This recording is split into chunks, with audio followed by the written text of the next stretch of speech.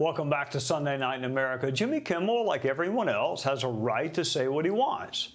He does not, however, have a right to say it on ABC. The First Amendment applies to government, not private industry. Kimmel is virulently anti-Trump. ABC put up with it until they didn't. We had some new lows over the weekend with the MAGA gang desperately trying to characterize this kid who murdered Charlie Kirk as anything other than one of them and doing everything they can to score political points from it. Kimmel got it completely wrong. For the crowd to get so animated when someone is misgendered, whatever that means, Kimmel went out of his way to misrepresent the political ideology of Charlie Kirk's assassin. Kimmel has a First Amendment right to be wrong. He does not have a First Amendment right to be wrong on national television or to be wrong without consequence.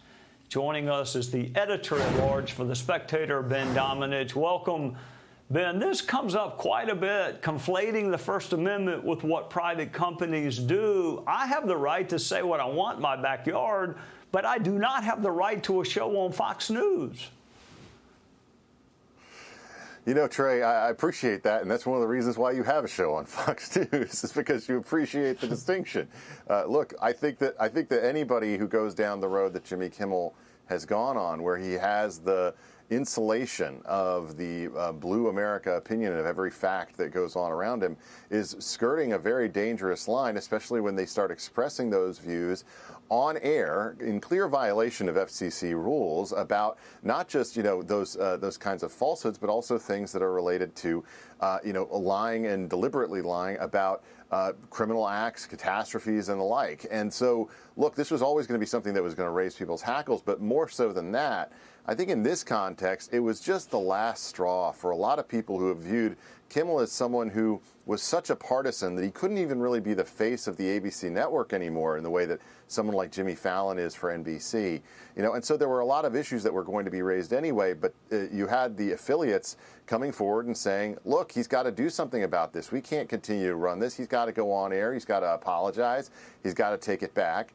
And I think that if Kimmel had done that, if he'd been willing to do that, this would have been over in a 24, 48-hour thing. You take a day off maybe, or you give an apology, and then you move on. But since he was refusing to do that, in fact, he was going to inflame things even more. Disney, the ownership of ABC, said, we can't have this happen on our air. And as you said, as a private industry, that's something that they are allowed to decide as a company, and that's the decision they made. And, you know, Ben, it bears repeating, Jimmy Kimmel was demonstrably false. What he said was absolutely false, but yet he would not apologize for it. So let me ask you a somewhat esoteric question, because you're a really smart guy. How does it benefit democracy for demonstrably untrue things to be said? Well, it doesn't. And one of the things we have to keep in mind is that, look, these are the rules that we have in place. The FCC has been around for so long. The Supreme Court has adjudicated this, as you know, over the years in so many different ways. It has given them the authority over these broadcast networks, just as they have over other areas, including radio networks and the like. There are certain things you can't say. If you want to say them, you can go on HBO and say them, that kind of thing. But the broadcast networks are supposed to be in the public interest. And that does not include this type of lie, which, I mean, imagine any other scenario, Trey, where you're blaming the wrong people, the wrong, folks for who did something of such a heinous intent, such a bloody murder as we all saw across the country.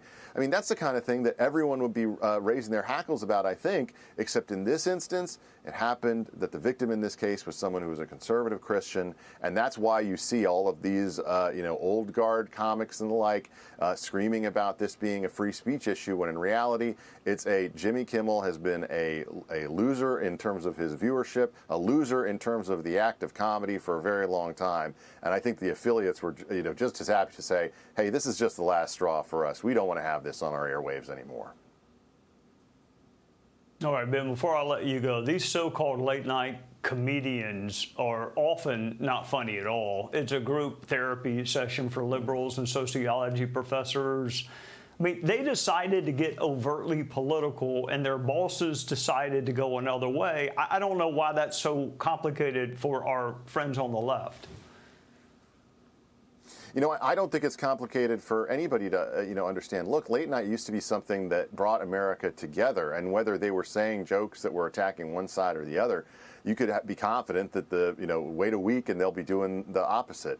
That's something that just isn't true anymore. I really blame the Obama era of their inability to tell jokes during that era as being a big part of this. But one of the things that I think we have to understand is that these late night positions used to be ones that were the apex of kind of determining and directing American culture because they were willing to hit both sides. That doesn't happen anymore, and it's why you see, I think, this being a lot less important. One of the last holdouts in late night, is somebody like Bill Maher, who does have both sides on, and I think there's a reason for that, because both the left and the right can laugh at him. And if Jimmy Kimmel was as funny as his friends at South Park, he could go after Donald Trump all the while and be fine, but he isn't, and he can't, and that's why he's suspended today. I don't know. I think you're a pretty funny guy. I laugh a lot when I'm around you. Who knows? They might get you to replace him, although I don't think you could live on the cut in salary. You probably couldn't live on that salary. Ben Domenech, thank you for joining us. I would not want to live in Hollywood. That's for dang sure. Good to be with you, Trey. I agree with you there, brother. Click here to subscribe to the Fox News YouTube page to catch our hottest interviews and most compelling analysis. You won't get it anywhere else.